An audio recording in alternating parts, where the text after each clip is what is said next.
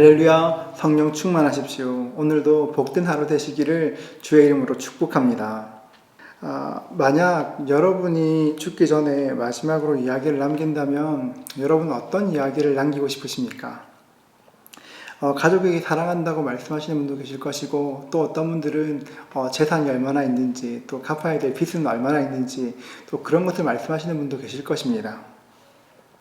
오늘 말씀은 예수님께서 십자가를 지시기 전에 마지막으로 제 아들에게 남겨주신 말씀입니다. 물론 예수님께서는 제 아들에게 사랑한다는 말씀도 하셨습니다. 내가 가고 나면 훨씬 더 좋은 보혜사 성령께서 오실 것이다 말하기도 하셨습니다. 그러나 오늘 말씀은 사랑한다는 이야기보다는 좀 더 현실적인, 예를 들면 유산이 얼마인지, 또 갚아야 될 것은 얼마인지, 그런 아주 현실적인 이야기입니다. 31절입니다. 인자가 자기 영광으로 모든 천사와 함께 올 때에 자기 영광의 보좌에 앉으리니. 예수님께서 이 말씀하실 때에 제 아들은 잠시 후에 어떤 일이 일어날지 짐작도 못했을 것입니다. 물론 예수님께서는 내가 십자가를 지고 죽을 것이다, 내가 죽을 것이다, 또 3일 만에 부활할 것이다 말씀하셨지만 제 아들은 그 말씀의 의미를 잘 몰랐습니다. 물론 예루살렘에 오니까 좀 성의 분위기가 이상하다 느꼈을 것입니다. 그러나 지금 눈앞에 계신 예수님께서 십자가에 달려 돌아가신다. 아마 이것은 상상도 못했을 것입니다. 이런 제 아들에게 예수님께서 말씀하십니다.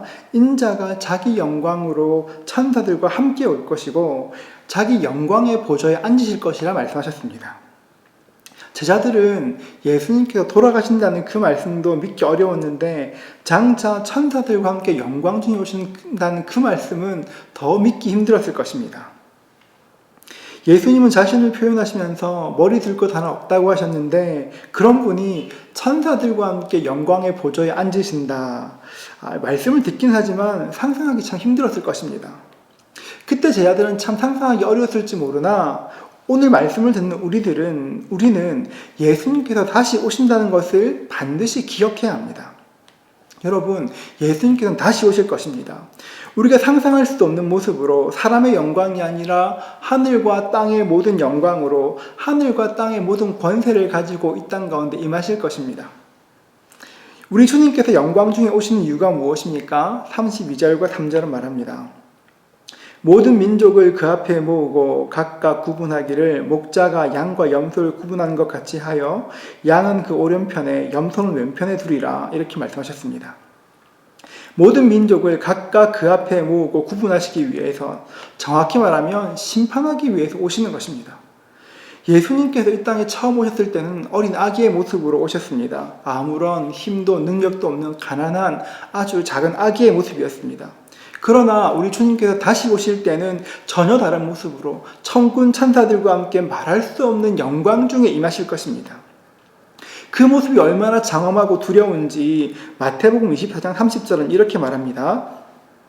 그때에 인자의 징조가 하늘에서 보이겠고 그때 땅의 모든 족속들이 통곡하며 그들이 인자가 구름을 타고 능력과 큰 영광으로 오는 것을 보리라. 주님께서 다시 오실 때에는 그 영광스러운 위엄에 압도되어서 통곡하며 주를 보게 될 것입니다. 다시 오실 주님은 목자가 양과 염소를 구분하는 것처럼 사람들을 구분하시고 말씀하십니다. 34절부터 6절입니다. 그때 임금이 그 오른편에 있는 자들에게 이르시되 내 아버지께 복받은 자들이여 나와 창세로부터 너희를 위하여 예비된 나라를 상속받으라. 내가 줄일 때에 너희가 먹을 것을 주었고 목마를 때에 마시게 하였고 나그네 되었을 때 영접하였고 헐벗었을 때 옷을 입혔고 병들었을 때에 돌보았고 옥에 갇혔을 때에 와서 보았느니라. 예수님께서는 오른편에 앉은 자들에게 내 아버지께 복 받을 자들이여 이렇게 말씀하십니다. 너희는 내 아버지께 복을 받을 사람이라고 말씀하십니다. 그러면서 너희를 위해서 예비된 나라를 상속받으라 이렇게 말씀하십니다.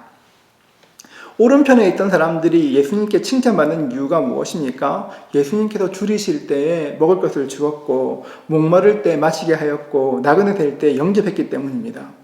이 말씀을 듣고 깜짝 놀라서 여쭙습니다. 주님, 우리가 언제 주님을 대접했습니까? 언제 우리가 주를 돌보았습니까? 언제 마실 것을 드렸습니까? 질문했을 때 주님께서 말씀하셨습니다. 40절입니다. 임금이 대답하여 이르되 내가 진실로 너희에게 이르노니 너희가 여기 내 형제 중에 지극히 작은 자 하나에게 한 것이 곧 내게 한 것이니라 하시고, 예수님께서 말씀하시기를 내 형제 중에 지극히 작은 한 사람에게 한 것이 나에게 한 것이라 말씀하셨습니다. 우리는 이 말씀을 읽으면서 그래 맞아, 구제해야 해, 어려운 사람 도와야지, 내가 어려운 사람 돌봐야 하나님 기뻐하셔, 이렇게 생각할 수 있습니다. 맞습니다. 예수님께서는 어려운 사람을 돌보는 것을, 구제하는 것을 정말 좋아하십니다. 그러나 이 말씀을 통해서 구제가 중요하다, 또 이렇게만 결론 내려서는 안 되는 것입니다. 구제는 정말 중요합니다. 어려운 사람을 돕는 것은 성도들이 마땅히 해야 될 일입니다. 그러나 우리는 그와 동시에 이 말씀을 통하여서 예수님을 바라보아야 합니다. 35절과 6절에 보면 줄이고 목마르고 나그네 되고 헐벗고 병들고 옥에 갇힌 사람들을 말씀하십니다. 여러분 한번 가만히 생각해 보십시오. 목마르고 나그네 되고 헐벗고 병들고 옥에 갇힌, 누가 생각나십니까? 이게 누구의 모습입니까? 바로 이 땅에 계실 때 우리 주님의 모습이셨습니다. 굳이 이렇게 사실 이유가 전혀 없었는데 우리 주님께서는 우리를 위해서 이런 삶을 살기로 결단하시고 그 삶을 사셨습니다. 그렇기 때문에 우리가 이 땅에서 줄이고 목마르고 나그네 되고 헐벗고 병든 사람들을 돕는 것은 우리 주님을 돕는 것과 꼭 같은 것이 되는 것입니다. 장차 우리는 마지막 심판 자리에서 주님을 보게 될 것입니다.